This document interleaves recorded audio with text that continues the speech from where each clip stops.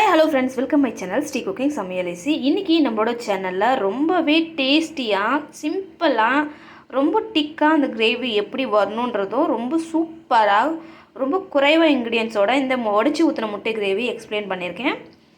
So கண்டிப்பாக கண்டினியூவாக இந்த வீடியோ பார்த்துட்டு வாங்க, கண்டிப்பாக உங்களுக்கு பிடிக்கும் நம்புகிறேன்.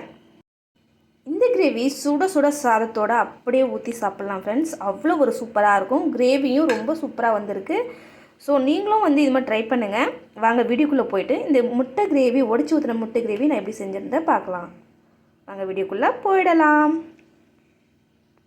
ஃபஸ்ட்டு நம்ம இந்த முட்டை கிரேவி செய்கிறதுக்கு கொஞ்சமாக எண்ணெய் சேர்த்துக்கோங்க. அதோட பார்த்திங்கன்னா 4 பட்டை 3 லவங்கம் சேர்த்துக்கோங்க.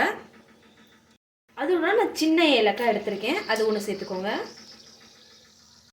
அடுத்து இதோட நான் 3 பெரிய வெங்காயம் கட் பண்ணி எடுத்திருக்கேன். இந்த வெங்காயத்தை நம்ம நல்லா வதக்கி இதை அரைச்சி பேஸ்ட் பண்ணிக்கணும். ஸோ இது நமக்கு நல்லா கோல்டன் கலரில் வரணும். அப்போ தான் அந்த கிரேவி ரொம்ப டேஸ்ட்டாக இருக்கும். ஃபஸ்ட் வெங்காயத்தை நல்லா ஃப்ரை பண்ணி எடுத்துக்கலாம். இந்த வெங்காயம் ஃப்ரை பண்ணி நம்ம அந்த கிரேவியில் சேர்க்கும்போது நமக்கு தேங்காய் மற்ற பேஸ்ட் எதுவுமே தேவையில்லை, அவ்வளோ ஒரு சூப்பராக இருக்கும். ஆனால் இந்த வெங்காயம் அட்ஜஸ்ட் அதோட பச்சை வாசனை எல்லாம் போயிட்டு கோல்டன் கலரில் நம்மளுக்கு கிடைக்கணும். அப்போ பேஸ்ட் பண்ணும்போது ரொம்ப டேஸ்ட்டாக இருக்கும், கிரேவியும் அதிகமாக கிடைக்கும். இதோட 3 ரெட் சில்லி போட்டு அதையும் நல்லா வறுத்துக்கோங்க. நமக்கு இது கொஞ்சம் நேரம் ஆகும். ஸோ இது நேரம் ஆக ஆக நம்மளுக்கு டேஸ்ட்டும் நல்லாயிருக்கும். அதே மாதிரி வெங்காயம் நல்லா வதங்கணும். அப்போ தான் அது அரைச்சி பேஸ்ட் கொடுக்கும்போது ரொம்ப டேஸ்ட்டாக இருக்கும், கிரேவியும் நல்லா வரும். நீங்கள் உப்பு கூட இதோட சேர்த்து நல்லா வறுத்துக்கலாம், இதை ஃப்ரை பண்ணிக்கலாம்.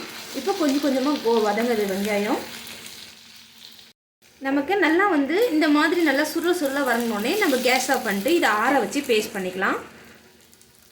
அடுத்து மறுபடியும் கடாய் நல்லா ஹீட் பண்ணிக்கோங்க, அதே கடாய் தான். இப்போ இதில் தேவையான அளவு எண்ணெய் சேர்த்துக்கோங்க. மறுபடியும் எண்ணெய் நல்லா சூடானோடனே கொஞ்சமாக சீரகம் சேர்த்துக்கோங்க. சீரகம் நல்லா பொரியட்டும். இதில் சீரகம் நல்லா பொரிஞ்சோடனே ஒரே ஒரு பிரிஞ்சி இலை மட்டும் சேர்த்துக்கோங்க. இது சேர்த்தா ரொம்ப நல்லாயிருக்கும். வாசனை கறி குழம்போட ரொம்பவே அட்டகாசமாக இருக்கும். இப்போ இதோட நான் சும்மா கல்லில் தட்டி எடுத்த இஞ்சி பூண்டு விழுது அப்படியே சேர்த்துக்கோங்க. சேர்த்துட்டு இதை நல்லா ஃப்ரை பண்ணிக்கோங்க. இது மாதிரி நம்ம தட்டி போடும்போது இந்த கிரேவிக்கு ஒரு சூப்பராக தனி ஃப்ளேவர் கொடுக்கும். நம்ம என்ன தான் பேஸ்ட்டு போட்டாலும் அதோடய ஃப்ளேவர் வேறு மாதிரி இருக்கும். இது மாதிரி நீங்கள் எப்போவுமே இஞ்சி பூண்டு நல்லா தட்டி போடுங்க பாரு, என்ன ஒரு ஸ்மெல்லாக இருக்கும். டேஸ்ட் அட்டகாசமாக டிஃப்ரெண்ட் டேஸ்ட்டில் கிடைக்கும் உங்களுக்கு. இப்போது இது எல்லாத்தையும் நல்லா கோல்டன் கலரில் நல்லா ஃப்ரை பண்ணிக்கோங்க.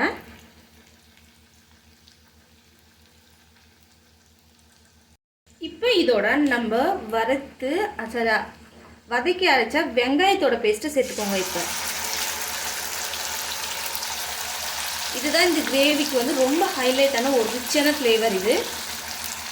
இப்போ இதோட சேர்த்துட்டு இதை நல்லா ஃப்ரை பண்ணி விடுங்க. இது ரெண்டுமே இப்போ பார்த்திங்கன்னா ரொம்ப ஒரு அரோமா, அதாவது ரொம்ப ஒரு மனமாக இருக்குது. இதை நம்ம ஃப்ரை பண்ணும்போதே குழந்தைங்களும் கேட்பாங்க வீட்டில், அம்மா என்ன பண்ணுறீங்க, அந்தளவுக்கு ஸ்மெல்லு சூப்பராக இருக்கும். இப்போ இதை நல்லா மிக்ஸ் பண்ணி கொடுங்க. இந்த மாதிரி டிஃப்ரெண்ட்டாக செய்யும்போது நம்மளுக்கும் மேலும் மேலும் நிறையா டிஷ்ஷஸ், அதாவது நிறைய ரெசிபிஸ் செய்யணும் ஆர்வமாக இருக்கும். அதே மாதிரி தான் நான் நிறைய ட்ரை பண்ணியிருக்கேன். ஸோ நீங்கள் இது மாதிரி வீட்டில் விதவிதமாகவும் நல்லா டேஸ்டியாக மணக்க சுவைக்க அருமையாக ட்ரை பண்ணி நம்ம செய்யலாம். ஸோ இதை நல்லா மிக்ஸ் பண்ணிக்கோங்க. இப்போ இதை நல்லா வதக்கின அப்புறம் நான் 2 பெரிய தக்காளியை குறப்பாக அரைச்சி எடுத்துருக்கேன், அதை சேர்த்துக்கோங்க. சேர்த்துட்டு இதையும் நல்லா மிக்ஸ் பண்ணி கொடுங்க. இது எல்லாமே சேர்த்து நம்ம தேங்காய் மசாலா எதுவுமே அரைக்க தேவையில்லை, அவ்வளோ ஒரு சூப்பராக இருக்கும். அதே மாதிரி நம்மளுக்கு கிரேவியோட அந்த திக்னஸ் ரொம்ப சூப்பராக கிடைக்கும் அதெல்லாம். இப்போ இது எல்லாத்தையும் நல்லா மிக்ஸ் பண்ணுங்கள். கொஞ்ச நேரம் நம்ம இந்த எண்ணெயில் இந்த தக்காளி கிரேவி அப்புறம் தக்காளி மசாலா அண்ட் வெங்காய மசாலா எல்லாமே நல்லா குச்சி அந்த எண்ணெய் பிரிஞ்சு வரணும். நம்மளுக்கு கொஞ்ச நேரம் வெயிட் பண்ணலாம். நமக்கு இந்த அளவுக்கு வந்த அப்புறம் இப்போ இது கொஞ்சமாக அப்படி கிளறி விட்டுட்டு இதில் நமக்கு தேவையான ஸ்பைசஸ், அதாவது மசாலா ஐட்டம் சேர்த்துக்கலாம். முதல்ல 1/4 டீஸ்பூன் மஞ்சள் தூள், அதுக்கடுத்து 1/2 ஸ்பூன் தனி மிளகாய் தூள். அதுக்கடுத்து பார்த்திங்கன்னா இந்த மசாலா இங்கே சூப்பர் மார்க்கெட்டில் கிடைக்கிது. இது சப்ஜி மசாலான்னு சொல்லுவாங்க பஞ்சாபில். இது நம்ம சாம்பார் தவிர மற்ற எல்லா ரெசிபியோட சேர்க்கலாம். அதாவது பொரியலோட சேர்க்கலாம், கிரேவியோட எல்லா கிரேவியோடும் சேர்க்கலாம். ரொம்ப சூப்பராக ஆர்வமாக இருக்கும். அதே மாதிரி டேஸ்ட்டு அட்டகாசமாக இருக்கும். ஸோ எனக்கு வந்து இங்கே வந்து நல்லா ஸ்பைஸியாக சாப்பிட்டு பழக்கமாகிடுச்சா, ஸோ அதனால் நான் எப்போவுமே வந்து இதை சேர்த்துக்கிறேன். கண்டிப்பாக இது வேணும்னா சொல்லுங்கள், நான் உங்களுக்கு ஒரு நாளைக்கு காமிக்கிறேன். இப்போ அதுக்கடுத்து கரம் மசாலா இதை எல்லாத்தையும் சேர்த்துட்டு நம்ம நல்லா மிக்ஸ் பண்ணிக்கணும். நம்ம இவ்வளோ தான் சேர்க்க போகிறோம். ரொம்ப குறைவாக ரொம்ப டேஸ்ட்டாக இருக்கும் இது. இப்போ இது எல்லாத்தையும் நல்லா சேர்த்து நல்லா கொதிக்க விடுங்க. இப்போ இன்னும் நம்ம உப்பு சேர்க்கலாம். அடுத்து உப்பு சேர்க்கணும். இப்போ இதெல்லாம் தேவையான அளவு உப்பு சேர்த்துக்கோங்க. உப்பு சேர்த்துட்டு நல்லா வந்து இந்த மசாலா எல்லாம் வதங்கி நம்மளுக்கு எண்ணெய் பிரிஞ்சு வரணும். அது வரையும் நல்லா இதே மாதிரி கிளறி விட்டுட்டே இருங்க. இப்போ இதெல்லாம் நல்லா கொச்ச உடனே நான் மிக்ஸி ஜாரில் தக்காளியும் அரைச்சிருந்தீங்களா, அதோட தண்ணி கொஞ்சம் அலசி வச்சுருக்கேன். நமக்கு தேவையான தண்ணி மட்டும் கொஞ்சம் சேர்த்துக்கோங்க.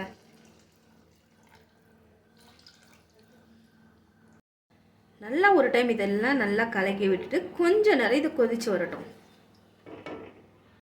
இதை நம்ம மூடி போட்டு நல்லா கொதிக்க விடணும். இப்போ இது நல்லா கொச்சி வந்த அப்புறம் நம்ம வந்து இதில் முட்டை அப்படியே உடச்சி ஊற்ற போகிறோம்.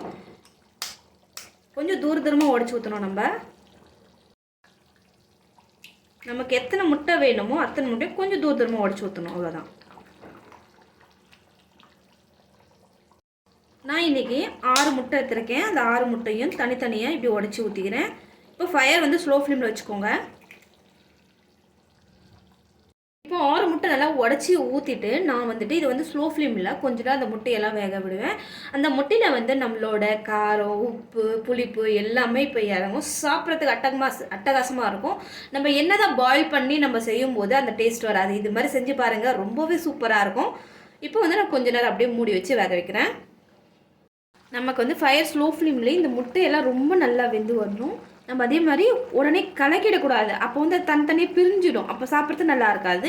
ஸோ இதை வந்து அப்படியே மூடி வச்சு இந்த மாதிரி நல்லா வெந்த அப்புறம் நம்ம எடுக்கலாம். இப்போ எல்லாம் வெந்திருக்கான்னு செக் பண்ணிக்கலாம். நம்ம அப்படியே அழுக்க பாருங்கள். இந்த மாதிரி தான் நம்மளுக்கு வரணும். அதை ரிட்டன் அப்படி திருப்பி விட்டுக்கலாம் கொஞ்சம். அதே மாதிரி எல்லாமே வந்து நம்ம வந்து நல்லா வெந்திருக்கான்னு பார்த்து திருப்பி விடணும். அவ்வளோதான். பாருங்கள், எல்லாமே நல்லா வெந்திருக்கு. எல்லாம் முடிஞ்ச உடனே நம்ம கொத்தமல்லி தூவத்து பதிலாக கொஞ்சமாக லைட்டாக வந்து பெப்பர் தூவிக்கலாம்.